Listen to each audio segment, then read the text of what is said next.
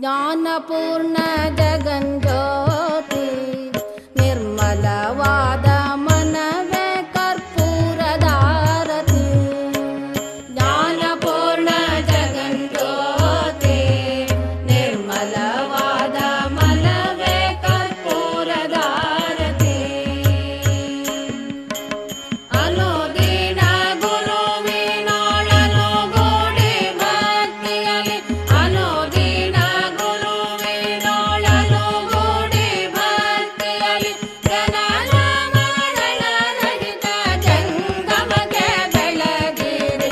ಜ್ಞಾನಪೂರ್ಣ ಜಗಂಜ್ಯೋತಿ ನಿರ್ಮಲವಾದ ಮನವೇ ಕರ್ಪೂರದಾರತಿ.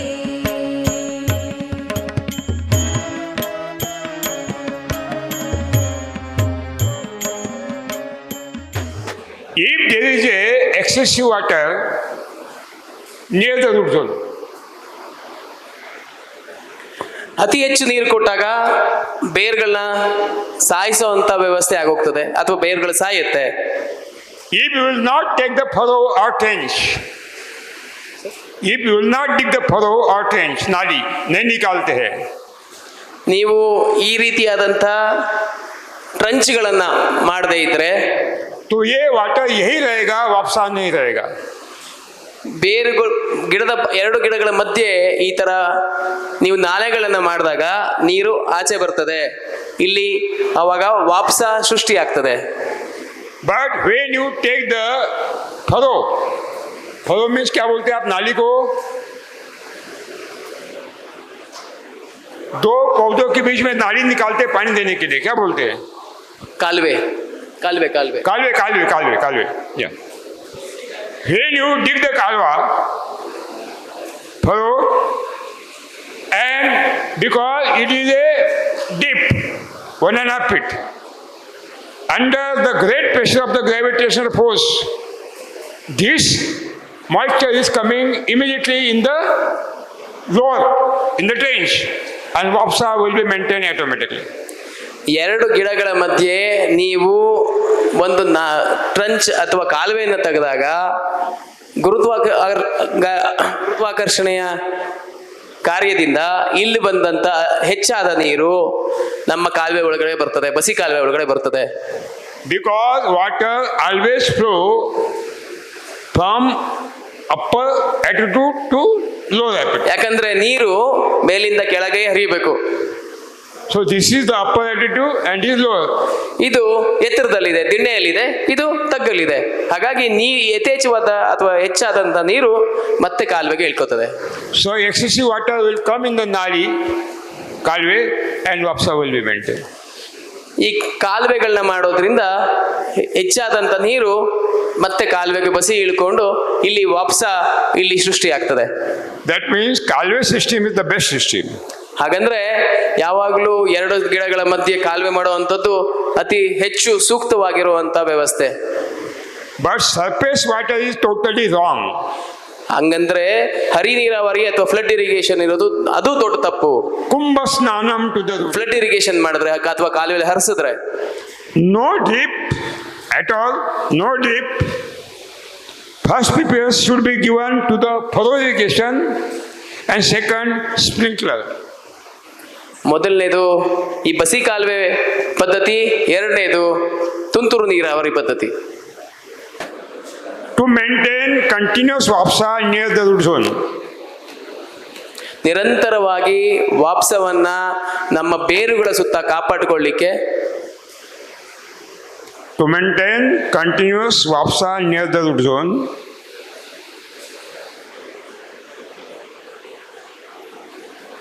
furrow irrigation is the best irrigation. Kalve irrigation. ಈ ಕಾಲುವೆಗಳನ್ನ ಎರಡು ಮರಗಳ ಮಧ್ಯೆ ಕಾಲುವೆ ಮಾಡ್ತೀವಲ್ಲ, ಇದು ಉತ್ತಮವಾದಂತ ನೀರಾವರಿ ಪದ್ಧತಿ.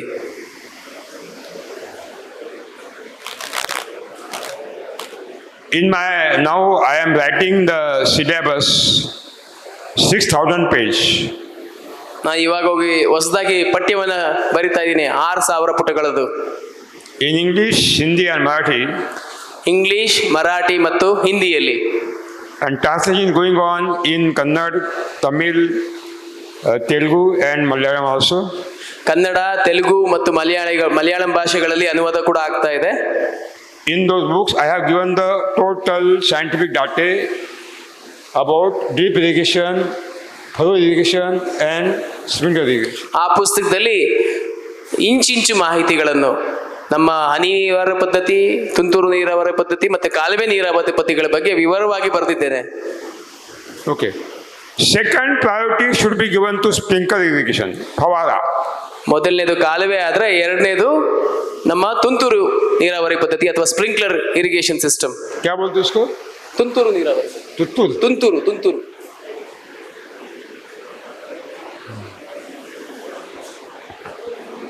Sprinkler irrigation gives the impact of rainwater. ತುಂತುರು ನೀರಾವರಿ ಪದ್ಧತಿ ಮಳೆಯ ಅನುಭವವನ್ನು ಕೊಡ್ತದೆ.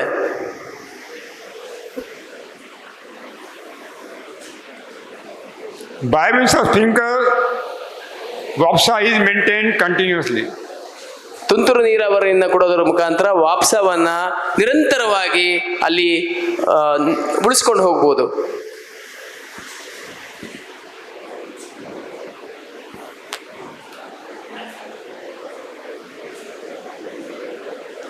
Through the sprinkler system, at the same time, simultaneously, you give Jivamrutam to the water and spray Jivamrutam on the crop. Simultaneously.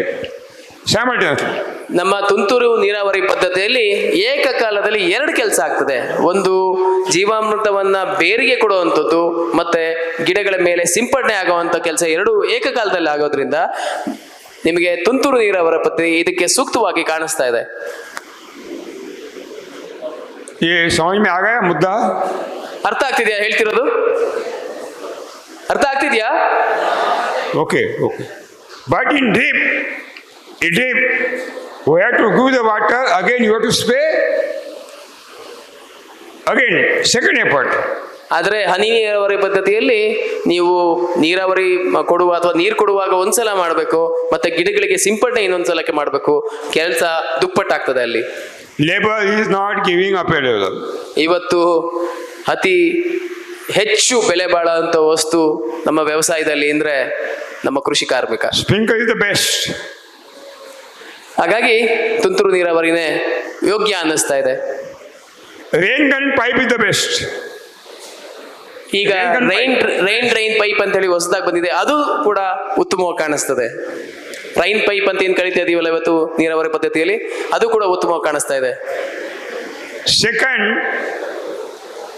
micro irrigation, micro sprinkler. ಎರಡನೇದು micro sprinkler ಅಂತ ಹೇಳಿ ಚಿಕ್ಕ ಚಿಕ್ಕ ಸ್ಪ್ರಿಂಕ್ಲರ್ಗಳು ಬರ್ತಾ ಇದೆ. Very cheap than drip irrigation. Very cheap. ಅದು ಹನಿ ನೀರಾವರಿಗಿನ್ನ ತುಂಬಾ ಆರ್ಥಿಕವಾಗಿ ಕಮ್ಮಿ ಖರ್ಚಲ್ಲಿ ಆಗ್ತದೆ. We can handle the pipe easily. ಅದನ್ನ ಸುಲಭವಾಗಿ ಆ ಪೈಪ್ಗಳನ್ನ ನಾವು ತೆಗೆದು ಇನ್ನೊಂದು ಕಡೆಗೆ ಇಡುವಂಥದ್ದು ಮತ್ತು ಅದನ್ನ ಬದಲಾಯಿಸುವಂತ ವ್ಯವಸ್ಥೆ ಆಗ್ತದೆ.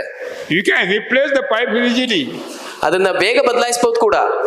But in drip it is not possible. ಆದರೆ ಹನಿ ನೀರಾವರಿ ಕಷ್ಟ ಆಗತ್ತೆ ಎತ್ತಾಗ್ಲಿಕ್ಕೆ.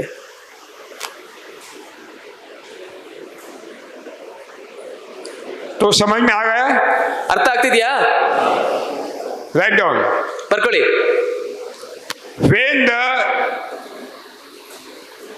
drops of the water are fallen down through the sprinkler, when the drops of the water is fallen down on the surface of the soil through the ನೀರಿನ ಕಣಗಳು ಭೂಮಿ ಮೇಲೆ ಬಿದ್ದಾಗ due to the pressure of the gravitational force, ನಮ್ಮ ಗುರುತ್ವಾಕರ್ಷಣೆಯ ಬಲದಿಂದ they are coming on the surface of the soil. ಭೂಮಿ ಮೇಲೆ ಬೀಳ್ತಿದೆ. But while coming, ಬರುವಾಗ atmospheric nitrogen is dissolved in the water. ವಾತಾವರಣದಲ್ಲಿರುವಂತ ನೈಟ್ರೋಜನ್ನ ಅದ್ರ ಜೊತೆ ಮಿಶ್ರ ಮಾಡಿಕೊಂಡು ಭೂಮಿ ಮೇಲೆ ಬರ್ತಾ ಇದೆ. And not only water is coming, also additional nitrogen also is coming. ಬರೀ ನೀರಷ್ಟೇ ನೀವು ತುಂತುರು ನೀರಾವರಿ ಕೊಡ್ತಾ ಇಲ್ಲ, ಅದ್ರ ಜೊತೆಗೆ ನೈಟ್ರೋಜನ್ ಕೂಡ ಮಿಕ್ಸ್ ಆಗಿ ಅಥವಾ ಮಿಶ್ರಣವಾಗಿ ಬರ್ತಾ ಇದೆ. That means in sprinkler, you get water, you get WAPSA, you get additional nitrogen also. ಹಾಗಾದ್ರೆ ನಮ್ಮ ತುಂತುರು ನೀರಾವರಿ ಪದ್ಧತಿಯಲ್ಲಿ ನೀರಷ್ಟೇ ಕೊಡ್ತಾ ಇಲ್ಲ ನಾವು, ಅದ್ರ ಜೊತೆಗೆ ನೈಟ್ರೋಜನ್ ಕೂಡ ಮಿಕ್ಸ್ ಆಗಿ ಅದ್ರ ಜೊತೆಗೆ ನಾವಿಲ್ಲಿ ವಾಪ್ಸವನ್ನು ಕೂಡ ಅಲ್ಲಿ ಸುಸ್ಥಿರವಾಗಿ ಮೇಂಟೈನ್ ಮಾಡೋದಕ್ಕೆ ಅನುಕೂಲ ಮಾಡುವಂತ ವ್ಯವಸ್ಥೆ ಸೃಷ್ಟಿಯಾಗ್ತದೆ.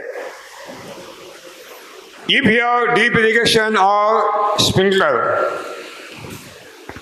you have to filter the Jivamrutam first, and through the venturi you can give very easily. ನೀವು ಸ್ಪ್ರಿಂಕ್ಲರ್ ಅಥವಾ ತುಂತುರು ನೀರಾವರಿಯನ್ನು ಕೊಡುವಾಗ ವೆಂಚುರಿ ಮುಖಾಂತರವಾಗಿ ಸಲೀಸಾಗಿ ನೀವು ಜೀವಾಮೃತವನ್ನು ಕೊಡೋದಕ್ಕೆ ಅನುಕೂಲ ಕೊಡ್ತದೆ. ಆದರೆ ಡ್ರಿಪ್ ಅಥವಾ ಹನಿ ನೀರಾವರಿ ಪದ್ಧತಿಗೆ ಹೋದಾಗ ನಾವು ನೇರವಾಗಿ ಜೀವಾಮೃತನ ಕೊಟ್ಟರೆ ಕಟ್ಕೊಳ್ಳುವಂಥ ಅವ್ಯವಸ್ಥೆ ಆಗುವಂಥದ್ದು ಜಾಸ್ತಿ ಕಾಣ್ತದೆ. Write down. ಬರ್ಕೊಳ್ಳಿ.